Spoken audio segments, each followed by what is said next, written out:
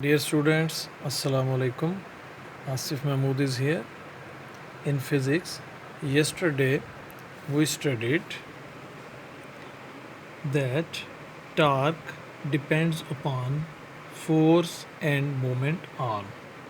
यानी टार्क का इन्हिसार फोर्स और मोमेंट आर्म पर होता है.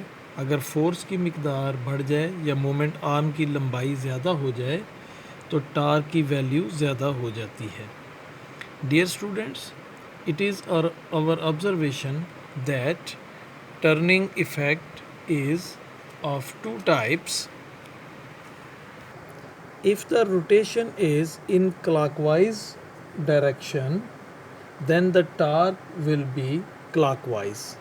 And if the rotation is in anti-clockwise direction, the torque will be anti-clockwise.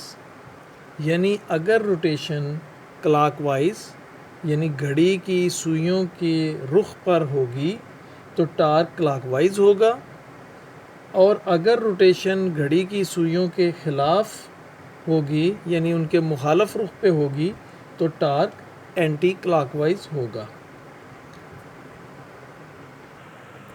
Dear students, हमारा मुशाहिदा है कि जब हम किसी नट को या पेच को टाइट करते हैं तो टार्क या मोमेंट ऑफ फोर्स क्लॉकवाइज होता है, और जब हम किसी नट या पेच को लूज़ करते हैं या उसको खोलते हैं तो टार्क या moment of force anti clockwise होता है. And a body will be at rest if sum of clockwise torques will be equal to the sum of anti-clockwise torques. यानी अगर किसी बॉडी पर मुख्तलिफ फोर्सेस या मुख्तलिफ टार्क्स अमल कर रहे हैं तो क्लॉकवाइज टार्क यानी अगर ये वाली फोर्स, ये फ़र्ज़ करें F1 और ये F2 है, तो ये फोर्सेस अगर इस बॉडी में रोटेशन पैदा करेंगी तो रोटेशन यहाँ पे होगा, एक्सिस ऑफ रोटेशन ये होगा, तो ये क्लॉकवाइज रोटेशन पैदा करेंगी. और अगर ये फोर्सेस रोटेशन पैदा करें तो ये एंटी क्लॉकवाइज यानी ये पॉइंट एक्सिस ऑफ रोटेशन ये है तो ये एंटी क्लॉकवाइज रोटेशन पैदा करेगी. तो इन क्लॉकवाइज रोटेशन का इफ़ेक्ट जो है यानी क्लॉकवाइज टार्क और एंटी क्लॉकवाइज टार्क अगर इक्वल हों तो बॉडी रेस्ट में होगी.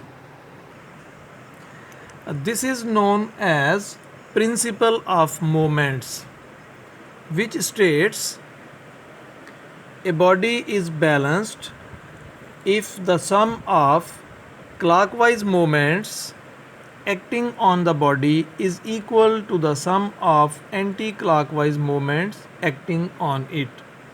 यानी किसी बॉडी पर अमल करने वाले क्लॉकवाइज मोमेंट्स यानी टार्क्स का मजमूआ उस पर अमल करने वाले एंटी क्लॉकवाइज मोमेंट्स यानी टार्क्स के बराबर होगा तो बॉडी बैलेंस होगी. इसकी मिसाल हम यहाँ सीसा से देख सकते हैं कि यहाँ दो बच्चे सीसा पे इस तरह बैठे हैं कि ये बैलेंस हो गया है. अब देखेंगे एक बच्चे का वज़न ज़्यादा है, दूसरे बच्चे का वज़न कम है. यहाँ लिखा भी हुआ है लार्ज वेट स्मॉल वेट. तो आप गौर करें कि इसका मोमेंट आर्म जो है ये एक्सिस ऑफ रोटेशन है, तो ये मोमेंट आर्म के करीब है. फ़र्ज़ करें कि इसका वज़न 2 न्यूटन है और वो 1 मीटर के फासले पर बच्चा बैठा हुआ है, और फ़र्ज़ करें इसका वज़न 1 न्यूटन है और वो 2 मीटर के फासले पर बैठा हुआ है. तो अब आप देखेंगे इसका टार्क फोर्स यानी weight multiplied by distance L 2 multiplied by 1, और इसका वेट 1 और distance 2 multiplied by 1 multiplied by 2, तो ये दोनों इक्वल होंगे तो ये बैलेंस हो गया है. तो ये एक अच्छी मिसाल है प्रिंसिपल ऑफ मोमेंट्स की. डियर स्टूडेंट्स, आज का होमवर्क बस इतना ही है. Define principal of moments. तो इसका आंसर ये पिंक बॉक्स में उसकी डेफिनेशन है, तो ये आपने लिखना भी है और याद भी करना है। Thank you very much. अल्लाह हाफिज़।